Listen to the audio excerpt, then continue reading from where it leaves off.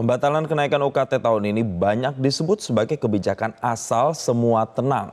Lalu pertanyaannya pemirsa, sesulit itukah untuk menata pembiayaan perguruan tinggi secara serius?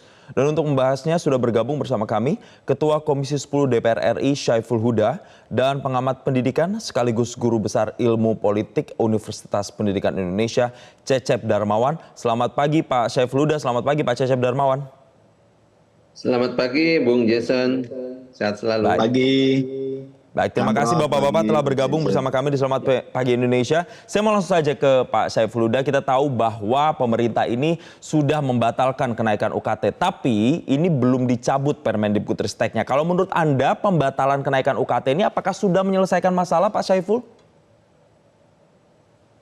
Belum.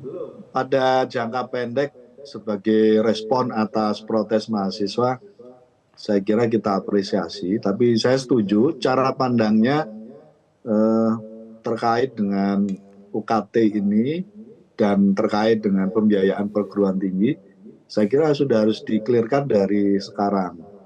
Bahwa yang pertama, kenaikan UKT yang tiba-tiba dan mendadak tahun ini menjadi pelajaran, dan bahkan ada rencana akan tetap ada kenaikan tahun depan.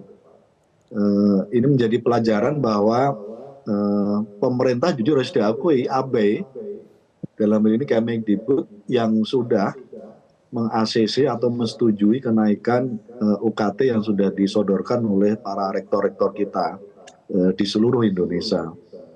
Nah, pada konteks ini akar masalahnya sebenarnya yaitu cara pandang pihak Kemendikbud, di mana begitu mudah menempatkan pendidikan pada tendensi private sector bukan atau private good bukan public good.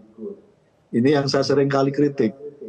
Jadi kalau pemerintah ingin pendidikan kita berkualitas, cara pandangnya jangan bebankan semuanya kepada mahasiswa. Tapi itu harus menjadi komitmen pemerintah dengan cara apapun, seterbatas apapun ruang fiskal harus tetap dialokasikan dari pihak pemerintah. Jadi kualitas pendidikan kita jangan sekali lagi dibebankan kepada mahasiswa atau orang tua mahasiswa. Itu yang pertama, Mas ya. Yang kedua, catatan penting kita dari awal, mau tidak mau pemerintah harus mau dengan semangat memprioritaskan pendidikan untuk meredesain dan merealokasi dan bahkan meredistribusi anggaran mandatori spending 20% untuk pendidikan. Mau tidak mau. Artinya pemerintah harus berani mengambil langkah mandatory spending 20% yang itu setara tahun ini saja, karena per tahun rata-rata naik. Saya ingin menyebutkan tahun ini 20% itu kan 665 triliun tahun ini. Nah, anggaran yang dikelola oleh Kemendikbud hanya 98 triliun. Dari 98 triliun yang teralokasikan untuk perguruan tinggi hanya 35 triliun. Kalau skema ini diulang pada tahun APBN tahun 2025 yang akan datang, saya kira kita hampir pasti bisa memastikan bahwa akan terulang kembali terkait dengan biaya pendidikan tinggi kita yang skemanya akan tetap dibebankan kepada mahasiswa. Nah, karena itu saya mengendorse di berbagai forum, saya sampaikan juga kepada Mas Menteri Nadiem bahwa ini waktunya asumsi RAPBN tahun 2025 sudah dengan ajuan skema baru dari anggaran pendidikan kita, yang mana porsi penggunaan mandatori 20% harus dominan, yang lurus adalah Kemendikbud.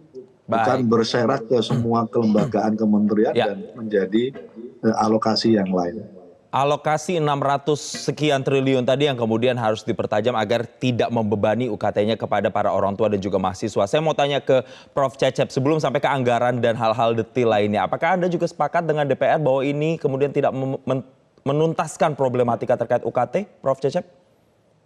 Ya, pertama tentu kita ucapkan alhamdulillah Pak Presiden merespon ya keinginan publik. Tapi juga kita sayangkan mestinya kan Menteri Mendikbud itu kalau saja respon kepada pandangan-pandangan para mahasiswa, ya para dosen dan berbagai stakeholder masukan termasuk DPR, mestinya nggak usah dipanggil oleh Presiden ya. Kalau itu Menteri mendengar ya masukan kita. Nah sekarang persoalannya bukan pada besarannya tapi pada distribusinya. Saya sepakat tadi ya Pak Saiful Huda ya menyatakan bagaimana redistribusi sekarang masalahnya.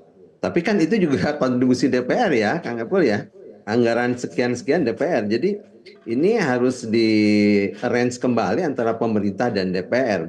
Dan pemerintah sendiri saya kira di dalam membuat regulasi semestinya dia melakukan apa yang disebut dengan evidence based policy. Jadi kebijakan itu harus berbasis pada hasil riset, kajian ya, bukan hanya soal keinginan gitu. Dan saya kira rektor jadi dilema sekarang. Kasihan juga para rektor ya.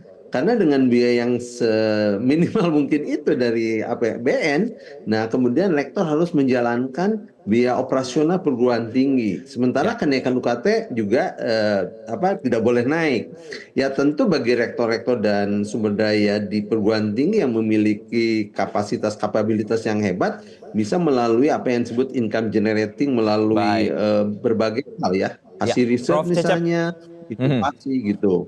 Baik, Prof. Cecep sebelum lebih lanjut lagi, Prof. Cecep, yang menjadi pertanyaan dan juga spekulasi karena banyak yang kemudian berpikir UKT ini naik karena perguruan tinggi ini banyak yang kemudian berstatus PTN-BH. Apakah kemudian harus dikembalikan saja ke statusnya PTN supaya nantinya negara punya intervensi yang lebih besar untuk membebani terkait dengan biaya pendidikan? Tapi akan kita jawab dan kita bahas usai jeda, Pak Saiful dan juga Prof. Cecep. Tetaplah bersama kami pemirsa di Selamat Pagi Indonesia.